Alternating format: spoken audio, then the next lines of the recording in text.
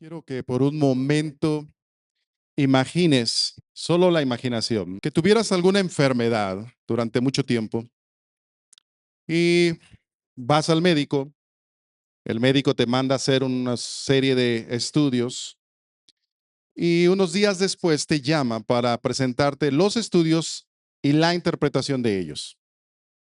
Al presentarte tú delante del médico, te pone dos sobres y te dice, uno de estos sobres contiene los resultados y la solución, el tratamiento para que sea sano. El otro está equivocado y si lo sigues te podría llevar a la muerte. La pregunta es, ¿cuál elegirías? Pues obvio, el correcto, ¿no? El problema es que los dos sobres son iguales. Y entonces la pregunta vuelve a ser, ¿cuál elegirías? Y sabes, creo que estamos hoy en una trampa semejante. ¿Por qué es una trampa? Y es una apariencia. La Biblia se nos presenta ante la humanidad como un libro igual que todos los demás. La Biblia se nos presenta, de acuerdo a lo que la gente dice, como uno más de muchos libros. Pero la Biblia dice ser la palabra de Dios. Y entonces, o estamos en lo correcto y viviremos para siempre, o habremos sido objeto de la estafa más grande de toda la historia, si la Biblia no es la palabra del Dios. La vez pasada, el domingo pasado, te dije que la Biblia es más que un libro y que hoy estaría por demostrarte que sí es la palabra de Dios. Así que hoy te quiero decir que la Biblia es la palabra del Señor y para tal caso, hoy vengo ante ti, no en calidad de pastor, sino como abogado defensor. Porque durante siglos este ha sido un juicio contra la Biblia, constante, a través de los últimos siglos, empezando en el siglo XVIII concretamente, el ataque sobre la Biblia ha sido constante, tajante e hiriente. Y mucha gente ha creído ese juicio. Y hoy voy a presentar delante de ti la evidencia porque tú vas a ser el jurado en este juicio. Y tú vas a decidir si la Biblia es la palabra de Dios como dice serlo o es la estafa más grande de todas. Será tu decisión. Yo solo te voy a presentar la evidencia. El domingo pasado te comenté de mi testimonio y por qué esto es muy personal para mí. ¿Recuerdas? Te platiqué acerca de mi esposa estando en el hospital y cómo yo, al recordar un principio, tan solo un principio bíblico, Abraham entregando a su hijo Isaac, y yo poniendo en práctica ese principio bíblico, Dios hizo su obra, no solo una vez, sino muchas veces, te dije, en mi matrimonio, en mi familia, en mi ministerio, aplicando tan solo un principio bíblico. Pero quiero decirte que Dios me ha dado a través de la Biblia varios principios bíblicos que han moldeado mi vida en muchas y muy diferentes maneras. Te puedo citar el Salmo 139, te puedo citar Salmo 119, 105, te puedo citar varios pasajes que han transformado mi vida en algún momento preciso. Y por eso para mí es importante hoy que tú veas la evidencia, porque si no entendemos que hay evidencia de que la Biblia no es un mero libro, sino que es la palabra de Dios, muchas veces estarás en la duda de si le crees o no le crees.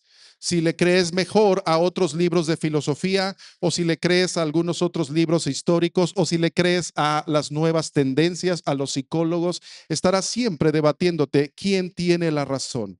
En algún momento incluso estarás debatiéndote entre si tú, tus sentimientos y lo que tú temes y lo que tú crees tiene la razón porque tú lo sientes o la Biblia tiene la razón porque es la palabra de Dios.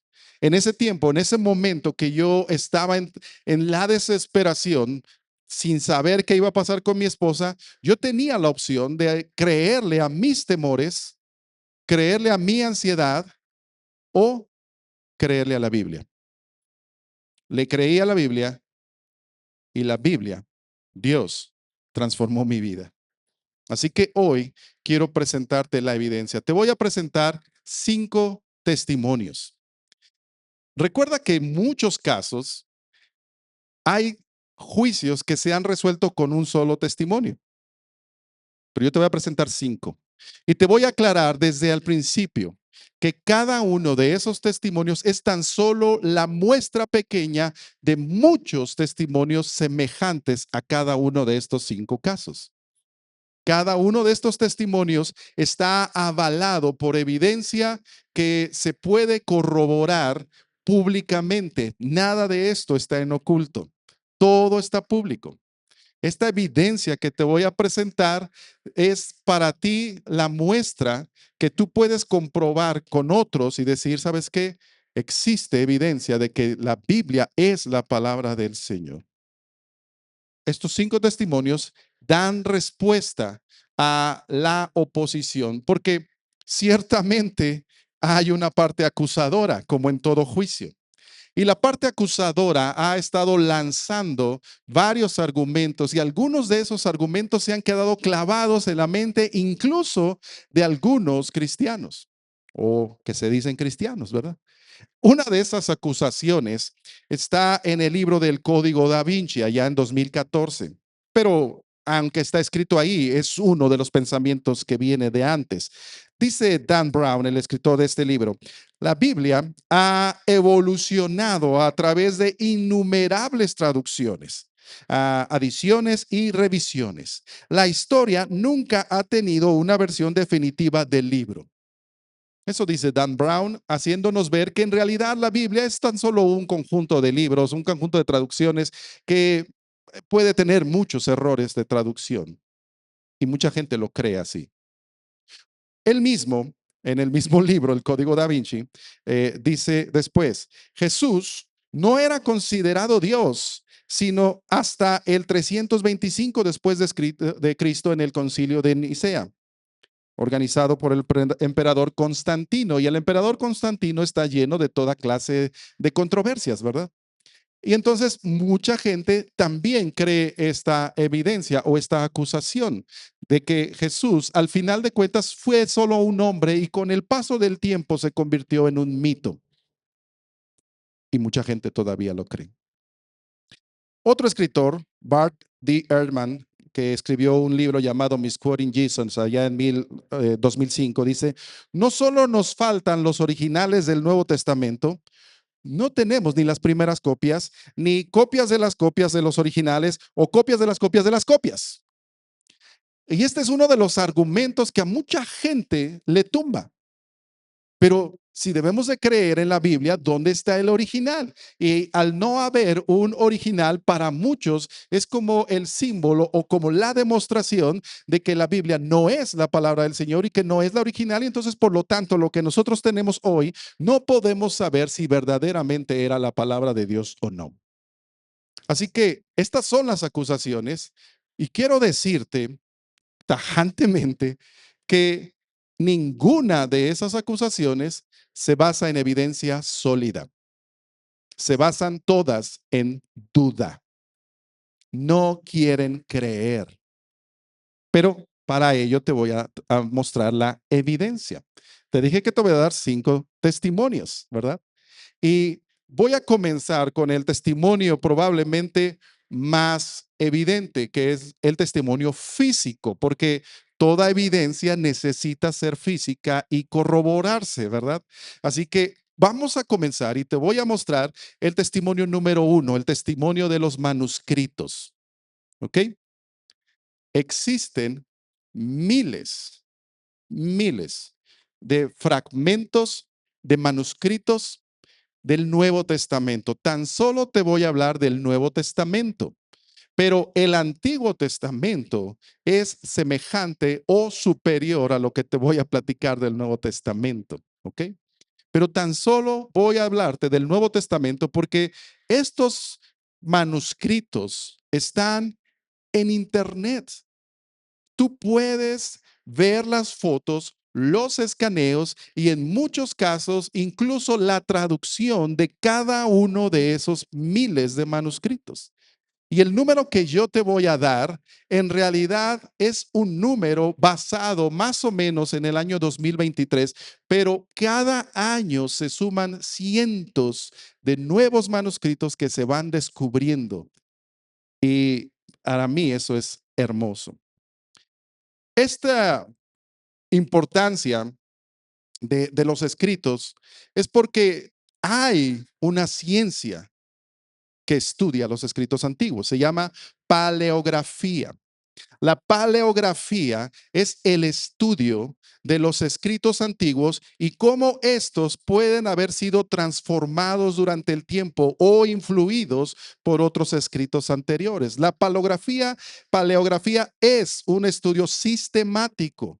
Tú puedes estudiar paleografía en línea, por cierto, cuando menos un curso básico de paleografía. La paleografía no se inventó con la Biblia, no fue inventada por cristianos. La paleografía es una ciencia y se utiliza la paleografía para estudiar los escritos de Homero, los escritos de Platón, los escritos de todos ellos. Así que no es una ciencia parcializada, es una ciencia por sí misma. ¿Y qué dice la paleografía? Vamos a tan solo analizar. Ahí podrás ver alguna tabla, te puedo pasar después los datos ahí en el expediente para el jurado que son ustedes. Primero, tenemos algunos escritos antiguos y vamos a compararlos contra la Biblia. Los escritos de el emperador César. Y estos escritos están allí más o menos se cree que se escribieron entre los años 100 y el año 44 antes de Cristo.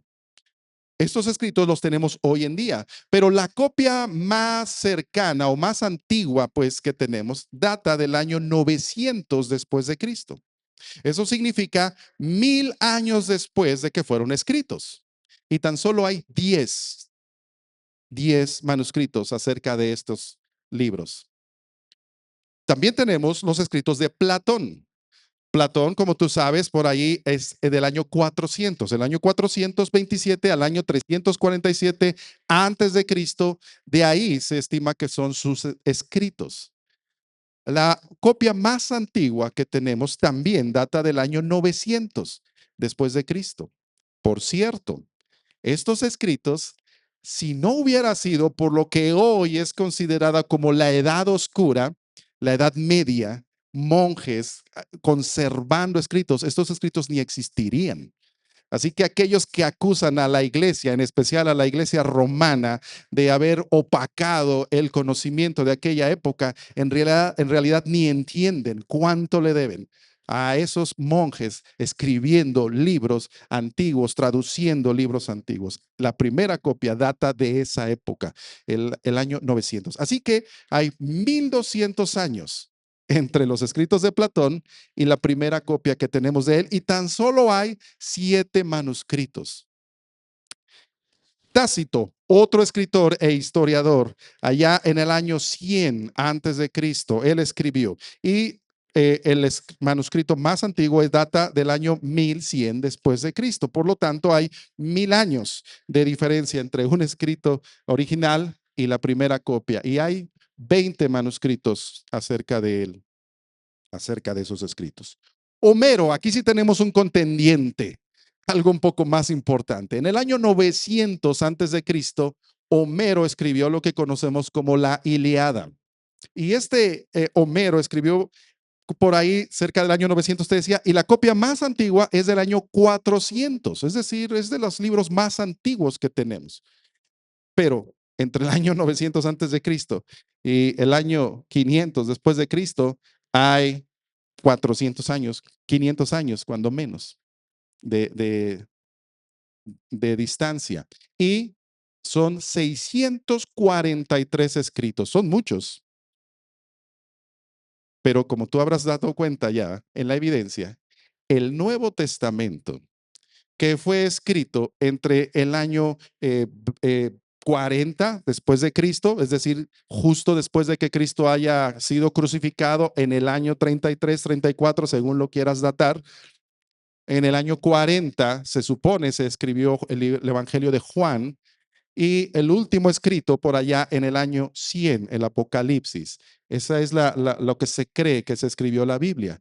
Pues el escrito más antiguo, el papiro más antiguo, el P52, fue escrito en el año 125 después de Cristo.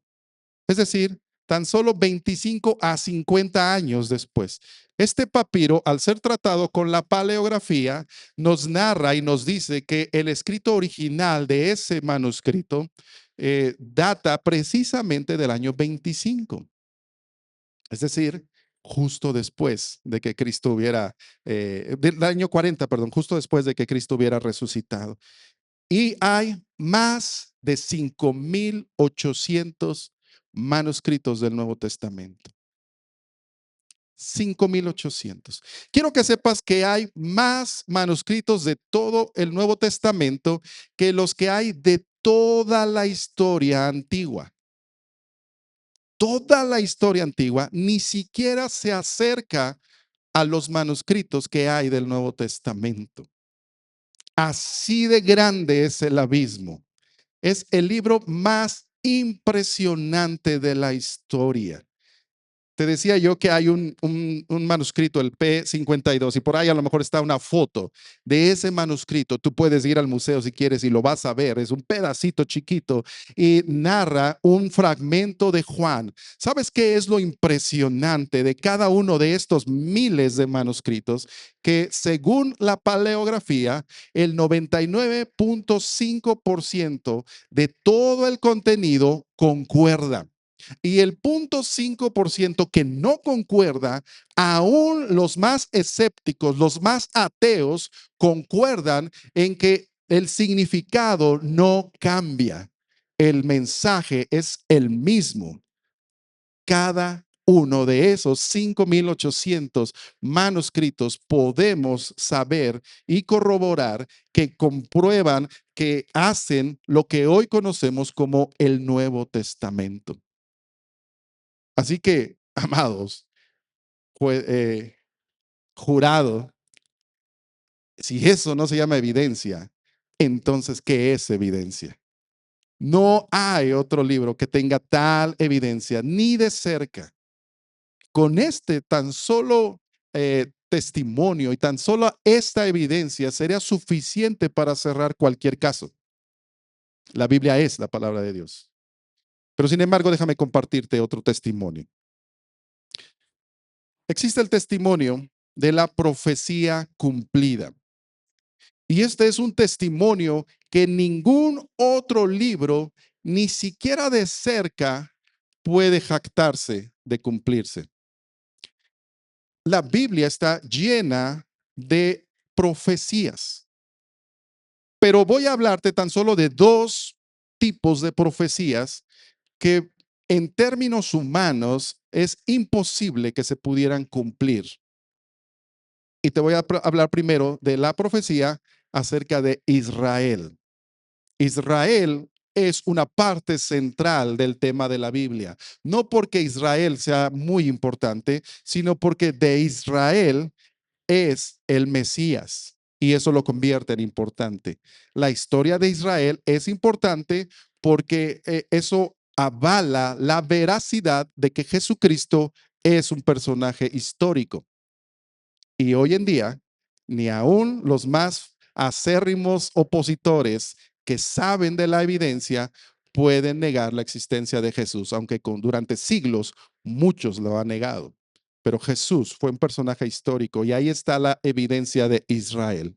Y hay una tabla allí en donde te voy a decir que cerca del año 1400 antes de Cristo, Dios les había dicho por labios de Moisés en el libro de Deuteronomio, capítulo 28, versículo 64, cuando les estaba diciendo, ustedes van a entrar a la tierra prometida, si se portan bien les va a ir muy bien, pero si se portan mal les va a ir muy mal.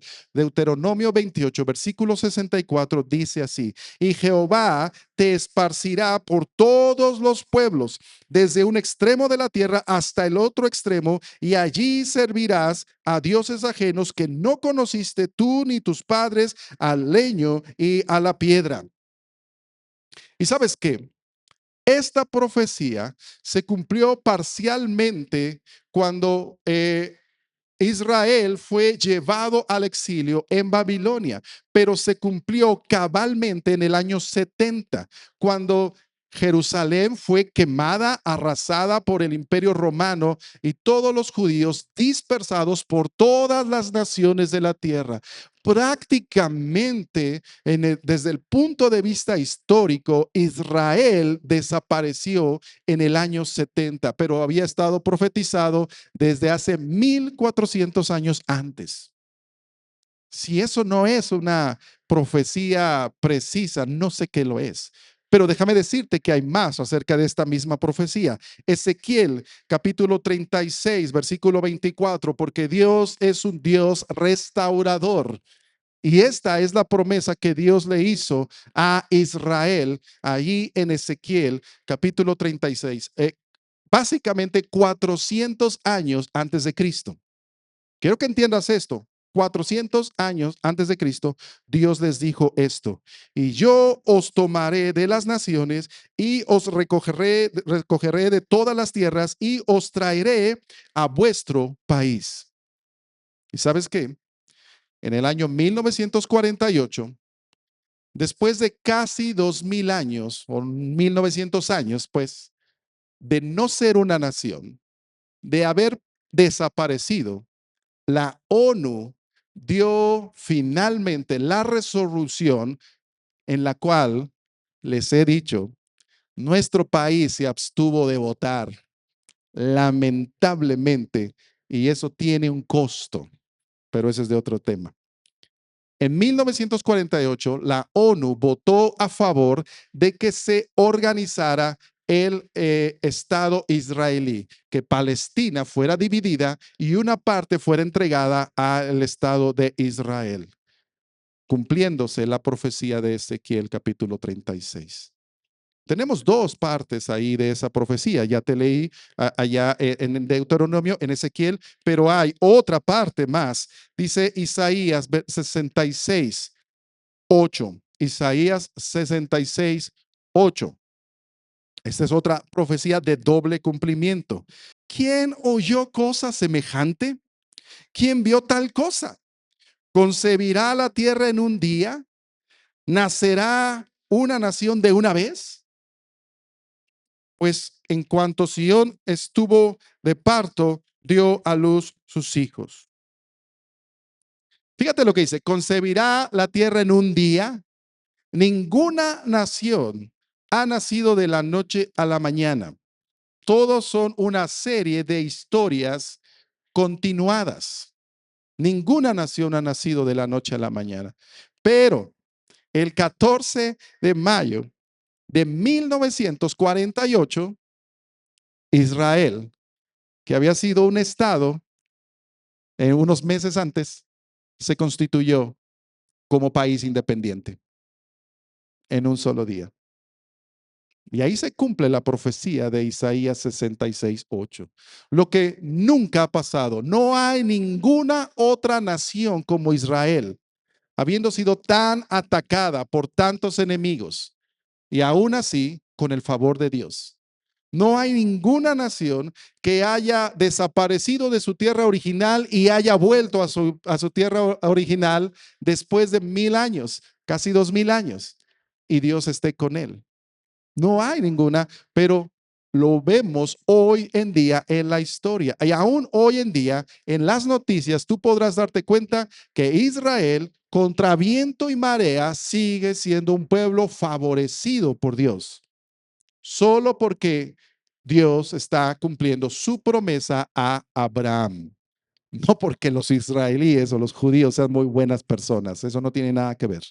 Es por la promesa de Dios a Abraham. Así que la Biblia habla de profecías muy precisas y estas son tan solo unas pocas, 3 profecías acerca de Israel. Ahora, te voy a hablar de otro tipo de profecías, las más importantes, las profecías acerca del Mesías. Sería imposible decirte cuántas profecías hay y cuántas hoy te podría decir, pero hay alrededor de 300, depende de quién las cuente. pero hay alrededor del consenso, alrededor de 300 profecías cumplidas precisamente en Jesús.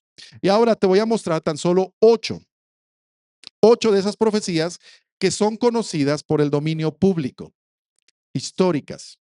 La primera de ellas está en Isaías capítulo 7, versículo 14. Isaías 7, 14 dice, por tanto el Señor mismo os dará señal. He aquí que la Virgen concebirá y dará a luz un hijo y llamará su nombre Emanuel.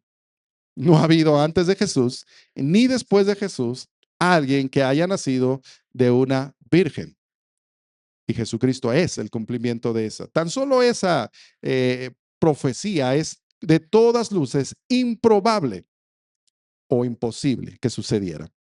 Pero la segunda evidencia está ahí mismo en Isaías, capítulo 11. Si ya tenías Isaías 7, avanza unas páginas. Isaías 11, versículos 1 y 2.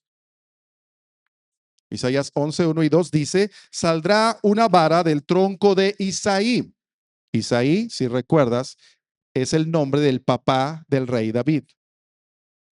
Y un vástago retoñará de sus raíces y reposará sobre él el espíritu de Jehová, espíritu de sabiduría y de inteligencia, espíritu de consejo y de poder, espíritu de conocimiento y de temor de Jehová. Está hablando del Mesías, que sería de la línea del rey David, tal como Dios después se lo prometió a David y tal como Dios lo cumplió cuando Jesucristo nació, y su genealogía, las dos, la de José y la de María, están tanto en el libro de Mateo como en el libro de Lucas. Así que ahí encontramos la evidencia de que Jesucristo realmente es un descendiente de David, habiendo sido prometido casi 600 años antes. Luego, Miqueas, capítulo 5, versículo 2. Probablemente esta es la profecía más conocida en su cumplimiento para ti. Miqueas 5:2 dice, pero tú, Belén Efrata, y hace poquito leímos de qué se trataba esta Belén Efrata, pequeña para estar entre las familias de Judá, de ti me saldrá el que será Señor en Israel, y sus salidas son desde el principio de los días de la eternidad. La profecía de que Jesús habría de nacer en Belén, lo cual se cumplió efectivamente. Luego, Miqueas 5:2. Luego, Zacarías capítulo 9, versículo 9. Zacarías 9:9. Alégrate mucho, hija de Sión. Da voces de júbilo, hija de Jerusalén. He aquí tu rey vendrá a ti, justo y salvador. Escucha bien lo que dice Zacarías 9:9. Humilde y cabalgando sobre un asno, sobre un pollino, hijo de asna. ¿Recuerdas? Esto se cumplió en lo que conocemos como la entrada triunfal de Jesús a Jerusalén, cuando la gente gritaba, Hosana al que viene en el nombre del Señor, Hosana en las alturas. Cumplimiento de Zacarías 9:9, como 400 años antes de Jesús. Salmo 41:9. Salmo 41:9. Aún el hombre de mi paz, en quien yo confiaba, el que de mi pan comía, alzó contra mí el calcañar. Eso anunciaba la traición de Jesús en manos de un amigo, lo cual se cumplió en Judas Iscariote. Estaba ya escrito en Salmo capítulo 41, versículo 9.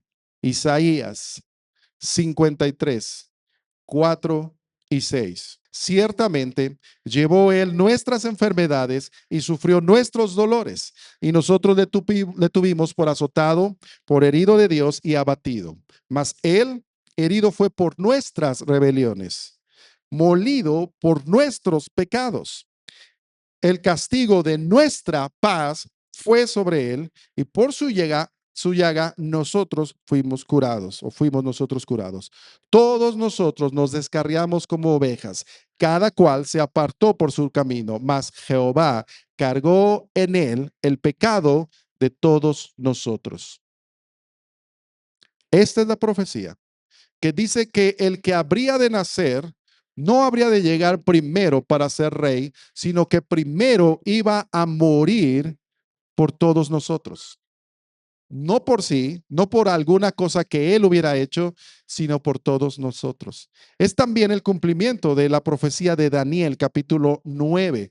Daniel 9, versículo 26. Cuando Daniel recibe la profecía acerca de los tiempos de Israel y lo que conocemos como la profecía de las 70 semanas, hay una división de las semanas. Y ahí, mientras el ángel le explica a Daniel esta profecía, en Daniel 9, 26, dice, y después de las 62 semanas se quitará la vida al Mesías, mas no por sí, es decir, no por algo que él haya hecho. Y el pueblo de un príncipe que ha de venir destruirá la ciudad y el santuario, lo cual ya pasó. Y su fin será con inundación y hasta el fin de la guerra durarán las devastaciones. Jesús es el cumplimiento de que no solo vendría como Mesías, el ungido, sino que además habría de morir por los demás. Última profecía, Salmo 16:10. Porque no dejarás mi alma en el Seol, ni permitirás que tu santo vea corrupción. Este pasaje fue citado por Pedro en el día de Pentecostés en Hechos capítulo 2 como la comprobación de que Jesús iba a resucitar tal y como estaba profetizado alrededor de 600 años antes por el rey David. No hay ninguna profecía en toda la historia ni en toda la mitología de un personaje real que resucitara. Y aún aquellos personajes en las mitologías babilónica, egipcia, que son personajes que resucitan, se refieren a resucitaciones cíclicas y se refieren a los ciclos como el sol, como la luna, pero ninguna habla de una persona real que vaya a resucitar, salvo la Biblia. Estas 8 profecías, hubo un matemático de los más importantes del siglo XX que dijo esto, Peter Stoner, dijo, para que se cumplan en una sola persona, es decir, que no haya la posibilidad de que haya otro que cumpliera las mismas profecías, dice que la probabilidad es de 1 en 10 a la 17. 1 en 10 a la 17 potencia, es decir, 10 más 17 ceros. Para que podamos más o menos imaginar lo que este número significa, se ha calculado que si el estado de Texas, que es uno de los estados más grandes de Estados Unidos, si el estado de Texas fuera llenado con monedas que cubrieran unos 66 centímetros de alto, pilas de monedas que llenaran unos 66 centímetros de alto, todo Texas fuera cubierto con esas monedas y tan solo una moneda fuera marcada y tan solo una persona con los ojos cerrados a la primera escogiera esa moneda, esa es la posibilidad de que Jesús cumpliera 8 profecías. Pero te he dicho que existen más de 300. Y eso raya, o eso es, en el lenguaje humano, imposible. Pero la Biblia lo narra antes del nacimiento de Jesús. Esa es la evidencia de que este libro no es una serie de historias al azar que después se fueron acomodando, sino que la narrativa es precisa antes de Cristo y cumplida en la persona de Cristo. Y por lo tanto, las profecías que aún no se han cumplido serán reales, porque ha demostrado ser veraz 100% de las veces. Este es el testimonio de la evidencia profética. Testimonio número 3. Si dijimos que los manuscritos nos demuestran, la paleografía nos demuestra que la Biblia no es un mero libro. Si dijimos que la Biblia muestra que proféticamente es correcta, el testimonio número 3 nos habla de la unidad divina. ¿Qué significa eso? No hay ningún otro libro como la Biblia en comparación, porque todos los libros son escritos por una persona, aunque tal vez asistidos por otros. Hay algunos libros que han sido escritos en conjunto, dos o tres escritores, pero ninguno muestra la unidad que muestra la Biblia. La Biblia fue escrita por alrededor de 40 personas en un periodo de alrededor de 1000 años, en lugares de 3 continentes, en 3 idiomas: hebreo, griego y arameo.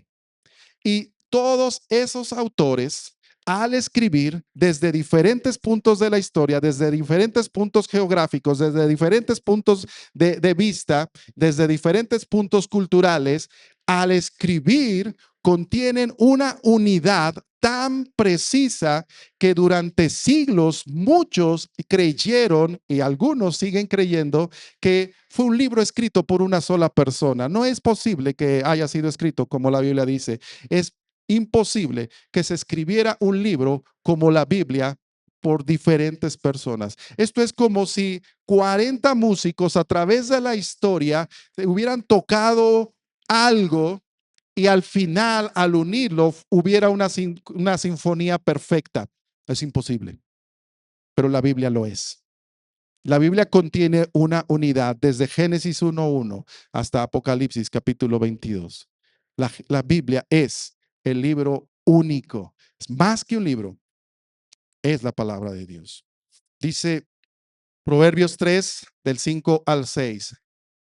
Fíate de Jehová de todo tu corazón y no te apoyes en tu propia prudencia. Reconócelo en todos tus caminos y él enderezará tus veredas. Lo que Salomón nos está diciendo es que sería insensato, no falto de inteligencia, insensato no confiar en la Biblia. Eso es lo que Salomón está diciendo. Y Salomón es el hombre más sabio de la historia después de Jesús. Así que haríamos bien en considerar la evidencia de la unidad de la Biblia tan solo para decir: la Biblia no solo contiene verdades, es la verdad, y harías bien en tomarla en cuenta en tu vida. Testimonio número 4, el testimonio de la arqueología. Sabes que durante muchos años, décadas, muchos decían, bueno, es que esto de la Biblia ni siquiera fue cierto. Algunos dicen, aquellos que decían que la religión es el opio de las masas, decían, bueno, ellos inventaron su libro para poder tener a todos ahí bajo su control y escribieron esto que se llama la Biblia y son solo historias contadas. Pero cuando evalúas la evidencia arqueológica, esto no coincide porque no hay ningún libro, ninguno en toda la historia que hable acerca de lugares y de personas en el tiempo correcto. Cuando alguien inventa una historia, podrá inspirarse en algún lugar, podrá inspirarse en alguna persona, pero nunca con la precisión que la Biblia muestra. Y algunos de ellos emplearon alguna serie de objeciones para decir, no, la Biblia no es cierto porque dice cosas que no existieron, dice cosas que no fueron ciertas.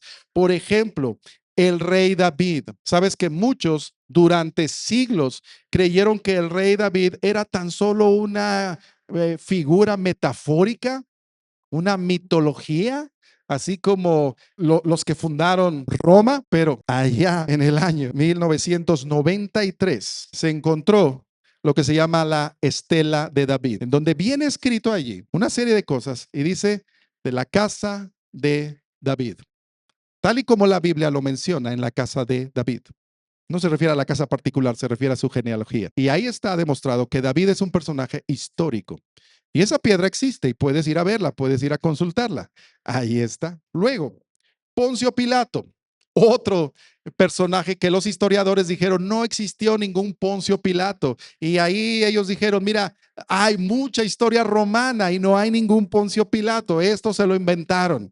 Es más, ni siquiera pudo haber sido por esto y por esto y por esto. Y daban sus razones. Hasta que en 1961 encontraron la inscripción de Pilato, otra piedra en donde se escribe o donde estaba Poncio Pilato. Poncio Pilato fue un personaje histórico, real. Otra evidencia, allá en Juan capítulo 5, versículos del 1 al 4 y un poquito en adelante, recordarás aquella historia de un paralítico que estaba en una piscina o en un estanque llamado Betesda, el enviado.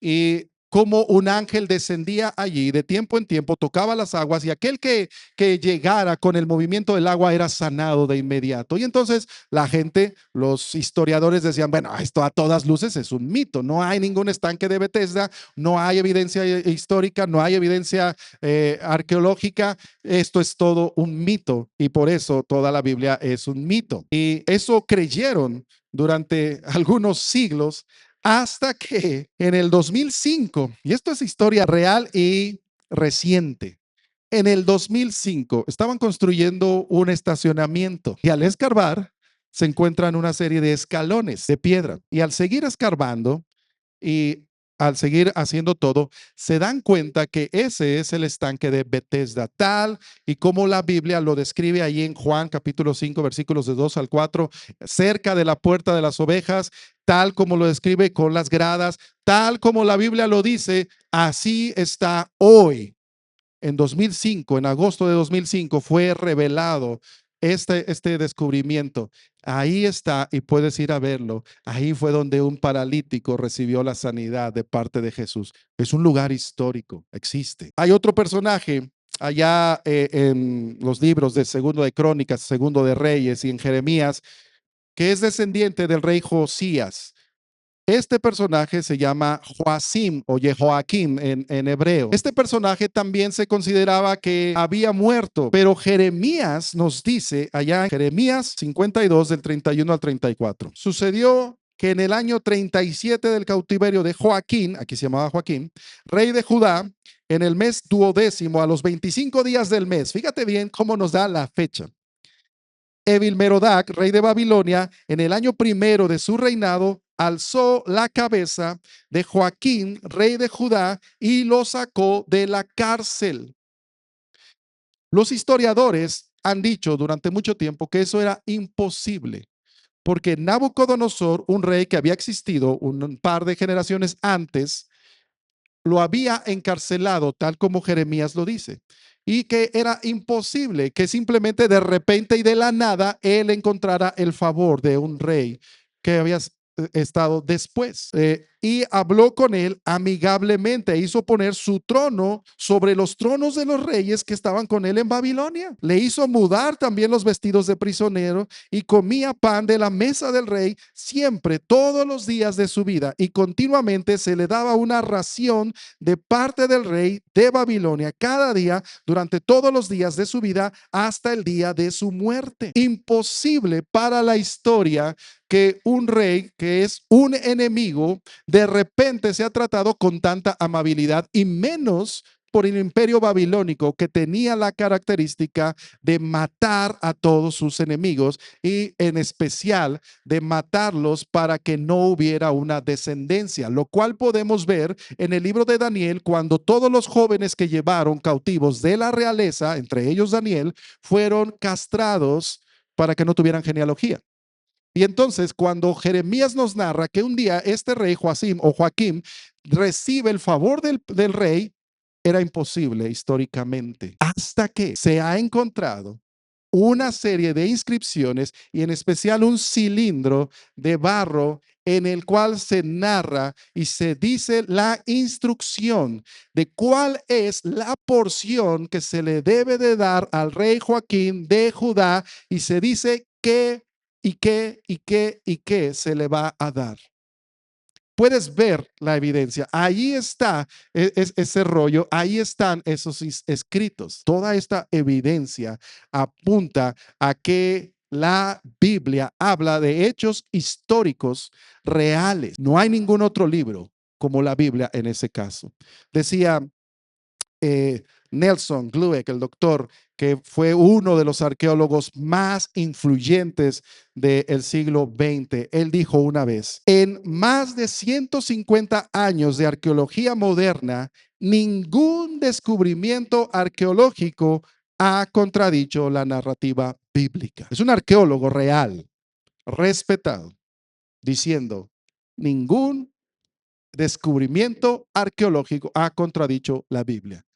La quinta evidencia y la última es el testimonio de la transformación, porque dice la escritura, Hebreos 4, capítulo versículo 12, porque la palabra de Dios es viva y eficaz y más cortante que espada de dos filos y penetra hasta partir el alma y el espíritu, las coyunturas y los tuétanos y discierne los pensamientos y las intenciones del corazón.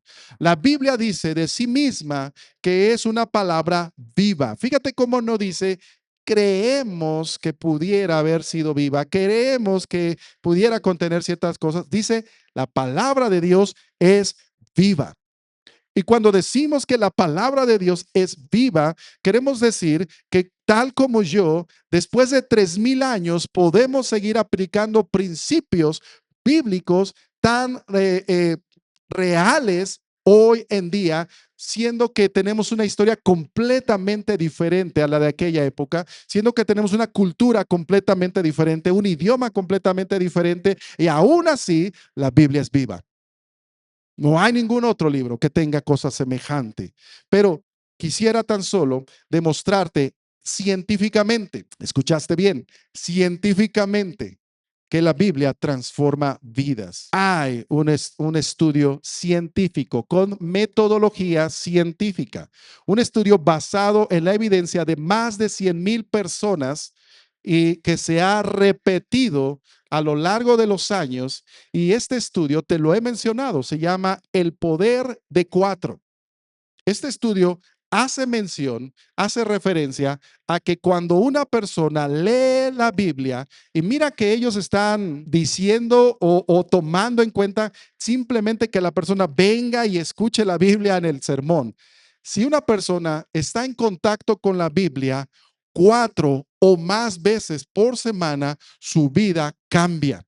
Hay evidencia que lo respalda. 3 veces o menos es casi lo mismo que si no la leyeras. 3 veces o menos podrías no leerla y tu vida va a ser igual. Pero 4 veces hacia arriba, el cambio es radical. Radical. Para aquellas personas que solo vienen al culto y escuchan, mira, poco te va a servir. Si lees la Biblia 4 veces o más durante tu semana, tu vida va a cambiar sí o sí. Y este estudio allí está y lo tengo por escrito y te lo puedo mostrar. Pero tan solo quiero compartir contigo unos pocos de los resultados que este estudio dice. El primero de ellos es que la soledad, el cual es uno de los problemas de nuestra sociedad y curiosamente es el problema más importante de nuestra sociedad porque vivimos en la sociedad más comunicada de toda la historia y la más solitaria de toda la historia. Sí, cierto que tienes muchos amigos en Facebook, pero ninguno de ellos o pocos de ellos realmente son tus amigos. Son conocidos. Vivimos en la época en donde nos sentimos más incomprendidos. Pero para aquellas personas que leen la Biblia cuando menos 4 veces en la semana, reportan un 57% de mejora. Un 57% de los casos de las personas que leen en la Biblia se sienten menos solos que aquellos que no la leen. 57% es mucho. Luego, en cuanto a problemas de ira y por lo tanto problemas de violencia, aquellas personas que leen 4 veces o más la Biblia, se ha visto que 40% de ellos mejoran su situación. 40%. ¿Sabes que este estudio se ha presentado al Congreso de Estados Unidos? Porque esta es la evidencia de que el haber quitado la Biblia del sistema educativo estadounidense fue el error más grande de la historia de Estados Unidos. Porque el incremento en los problemas de soledad, en los problemas familiares, es muy notorio en Estados Unidos a partir de que se dejó de leer la Biblia en las escuelas. Es muy notorio. Y de hecho, ese es el origen de este estudio, entre otras cosas. Pero ellos han demostrado científicamente, con evidencia, que leer la Biblia 4 veces o más va a mejorar tu estatus familiar, va a mejorar tu estatus de cómo manejas tu ira. 31% va a mejorar tus problemas familiares, 31% de las veces va a mejorar. Vidas mejores, familias mejores por leer la Biblia. Comportamientos de riesgo, y aquí va adicciones, ponerse en peligro, toda clase de cosas que te pone en riesgo, intentos de suicidio, se mejoran un 32% cuando lees la Biblia 4 veces o más. Y tan solo te estoy diciendo que este estudio ni siquiera se pone a investigar qué tanto lees la Biblia, sino simplemente con que te acerques a la Biblia 4 veces o más. Este es el resultado medible, comprobable, reproducible. ¿Y sabes qué? Lo hemos visto. En nuestra historia, aquí en Berea León, ayer festejamos 19 años de fidelidad de Dios. Hemos visto que la gente que se pone a leer la Biblia 4 veces o más, su vida cambia, su familia cambia. Esa es evidencia. Esa es evidencia real, es evidencia comprobable, es evidencia medible. Te voy a hablar de transformaciones históricas también, porque lo importante no solamente son números, hay historias que fueron transformadas. Y yo te he dicho que la historia le debe todo al cristianismo, aunque muchos quieren decir que no. La ciencia le debe todo al cristianismo, aunque ahora nieguen a Dios. Pero los padres de la ciencia, aquellos cuyas medidas conocemos como watt, voltios y todas las medidas que hay, o no todas, pero prácticamente todas las medidas que hay en la ciencia moderna, se llaman así por los apellidos de personas que creían en Dios. Transformaron sus perspectivas. La evidencia de que la Biblia transforma vidas es abrumadora. Pero tenemos historias más recientes. Tenemos historias como personas que crearon la Cruz Roja, personas que crearon lo que hoy conocemos como los Boy Scouts, personas que crearon lo que hoy conocemos como Alcohólicos Anónimos, todos ellos con principios bíblicos que ahora ya no utilizan. Pero si no hubieran existido, la humanidad no tendría todo esto. La Biblia transforma no solo vida, sino la humanidad. Quisiera platicarte tan solo de William Wilberforce. A lo mejor ahí va a estar la foto. William Wilberforce fue un político inglés. Y este político inglés fue criado en un hogar cristiano. Y como a muchos jóvenes les pasa, durante su época de juventud se fue a la perdición y se dedicó al hedonismo, es decir, al placer. Se fue a la perdición completa. Y era un hombre brillante en el sentido político, pero del sentido escolar era pésimo. Era muy rebelde, era una persona que no le importaba nadie más. Y esta persona, no sabemos exactamente, o bueno, sería difícil explicarte pues tan solo en este momento, alrededor de 1847, él comenzó a leer sistemáticamente la Biblia y a hacer anotaciones. Y su vida fue tan cambiada por leer la Biblia que él fue el que inició, impulsó, continuó y concluyó la abolición de la esclavitud en Inglaterra y después en el resto del mundo. A partir de allí, él, un hombre que había tenido su familia esclavos, siendo transformado, ahora se convierte en un hombre diferente. La Biblia tiene ese poder, ningún otro libro tiene ese poder, poder de transformar miles y miles de historias semejantes. Puede haber otras historias parecidas en otros libros, pero no tantas como lo hay acerca del cristianismo. Y tan solo por mencionarte uno, William Wilberforce, pero tenemos a otros muchos más, como Martin Luther King Jr., que fue el promotor de los derechos civiles en Estados Unidos de los afroamericanos. Grandes cosas, grandes personas, todos por creer en la Biblia. Y como diría el apóstol Pablo, y al último y el más pequeño de todos, como un abortivo, si no crees en nadie más y quieres examinar evidencia, Aquí está tu servidor que ha sido transformado por la Biblia. Aquí estoy yo. Puedes preguntarme lo que quieras, puedes cuestionarme lo que quieras. Yo te puedo decir por qué y cómo la Biblia a lo largo de mi historia ha transformado mi vida. Así que si todo lo demás no fuera real, para mí es real la Biblia porque ha transformado mi vida. Y yo creo que ha transformado la tuya también, ¿o no? Y ese es el testimonio más grande que tienes. Además de todas las 5 evidencias, 5 testimonios, como te he dicho, cada uno de ellos es tan solo una muestra pequeña de los miles que hay acerca de la Biblia.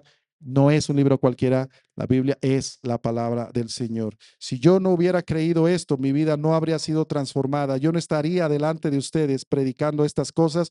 Yo no estaría aquí comprobándoles en este caso judicial acerca de la Biblia, pero la Biblia transforma. Y ahora sí, déjame hablarte como pastor. Como te dije al principio, tú eres el jurado, tú eres el que vas a decidir. Si viendo esta evidencia, la Biblia para ti es la palabra de Dios, o vas a seguir dudando, vas a seguir creyendo lo que otros sin evidencia alguna proclaman, o vas a seguir creyendo lo que tú crees sentir. La decisión es tuya. Y honestamente, no te puedo ni juzgar. No te puedo ni obligar, no puedo hacer más por ti, más que presentarte la evidencia y decir, ha transformado mi vida, yo creo que va a transformar la tuya, pero la decisión es tuya. Como te dije al principio, así como esos 2 sobres, una te puede llevar a la vida eterna y otro te puede llevar a la perdición. Y tú vas a tener que tomar la decisión. ¿Cuál de las 2 opciones tomas? O para ti la Biblia es la palabra de Dios o es la más grande estafa. Pero no puedes vivir a la mitad. No puedes vivir simplemente creyendo que la Biblia es un libro bonito. No puedes vivir creyendo que puedes aplicar ciertas cosas de la Biblia y ciertas no. Si es la palabra de Dios, entonces tendrás que obedecer cada uno de sus mandamientos. Y si no es la palabra de Dios, eres libre de desecharlo, como muchos lo han hecho. Pero como dijo Salomón, yo creo que sería insensato desechar la palabra de Dios. Pero es tu decisión. Josué capítulo 24, versículo 15, nos narra la historia de Josué presentándoles a Israel la palabra, las promesas de Dios. Y después, en su discurso final, él les dice esto: y si mal os pareciere servir a Jehová, escogeos hoy a quien sirváis, si a los dioses a quienes sirvieron vuestros padres cuando estuvieron al otro lado del río, o a los dioses de los amorreos en cuya presencia habitáis, pero yo y mi casa serviremos a Jehová. Yo te invito a que esa sea tu decisión. Te invito. No puedo más que eso, invitarte. ¿Has visto evidencia? Evidencia que en cualquier tribunal respetable sería más que evidente, más que suficiente, pero al final, en tu corazón, tú tendrás que decidir. Si yo te digo, me llamo Francisco Javier Ríos Navarro y tú dices, no, sí creo que tú existes, pero no creo que te llames así. Es absurdo. Y es tan absurdo porque es algo que yo estoy diciendo. Entonces, la persona que cree en Dios, pero no cree en lo que Dios dijo, es un absurdo total, porque esta es la palabra de Dios. Eso es lo que dice 2 de Timoteo 3 del 15 al 16. Toda la escritura es inspirada por Dios y útil para enseñar, para redarguir, para corregir, para instruir en justicia, a fin de que el hombre de Dios sea perfecto, enteramente preparado para toda buena obra. La Biblia va a transformar tu vida, no porque la Biblia sea estas páginas, este papel, sino porque la Biblia es la palabra viva de Dios. Dios transformando tu vida lo va a hacer. Y tú tienes hoy la decisión de aceptar a Cristo, de aceptar esa palabra, esta autoridad. Si la aceptas, tendrás que hacer cambios. Te lo advierto. Tendrás que hacer cambios en tu vida. Algunos te van a gustar y algunos no. Algunos van a ser fáciles y algunos no. Pero si obedeces cada vez, tu vida va a cambiar para bien, te lo garantizo. No yo, sino la palabra misma. Tu vida va a cambiar para bien. Así que, ¿por qué no hoy hacemos ese compromiso con Dios? Porque tal vez tú ya aceptaste a Cristo. Tal vez tú ya eres un hijo de Dios. Tal vez tú ya eres cristiano, como quieras que lo quieras poner. Pero tal vez la Biblia ha estado para ti bastante empolvada, ¿no? Tal vez cada vez que vienes y escuchas una predicación y dices, ay, qué bonita predicación, ay, pastor, hoy estuvo muy bueno, pero tu vida no cambia de acuerdo a eso. Entonces, no estás siendo congruente con creer que la Biblia es la palabra de Dios. Tendríamos que pedirle perdón a Dios por no obedecerla, ¿no? Así que yo te quiero invitar hoy que hagamos esa oración. Primero, pedirle perdón a Dios por no obedecerla. Y segundo, comprometernos, así obedecerla. Si tú te quieres comprometer a obedecer la palabra del Señor, te voy a poner un desafío esta semana. Cada vez que tengas que tomar una decisión, te vas a preguntar qué dice la Biblia al respecto y vas a buscar en la Biblia. Y si no encuentras algo en la Biblia, me vas a mandar un mensajito, pastor, no encuentro nada que dice acerca de esto. Y buscaremos juntos. No te puedo decir que tengo todas las respuestas a la mano, pero buscaremos juntos algo que te diga cuál es el fundamento, cuál es la línea sobre la cual seguir.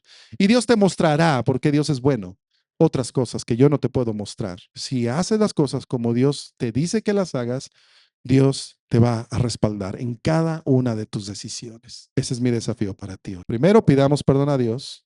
Segundo, comprometámonos. Y tercero, hagamos este desafío esta semana. ¿Qué dice la Biblia? Cada día. Si tú estás de acuerdo conmigo, acompáñame a orar. Señor, hemos visto hoy evidencia, una de muchas, de miles de evidencias que podemos analizar. Hoy hemos visto tan solo unos puntos ciertamente superficiales acerca de la evidencia tajante de que la Biblia no es un mero libro, sino que la Biblia es tu palabra. Hoy hemos visto evidencia histórica, científica, hemos visto evidencia de lo que la Biblia hace en las personas. Hemos visto evidencia de cómo la Biblia es un libro único y hay una unidad en su estilo. Y el veredicto para nosotros es que la Biblia es tu palabra.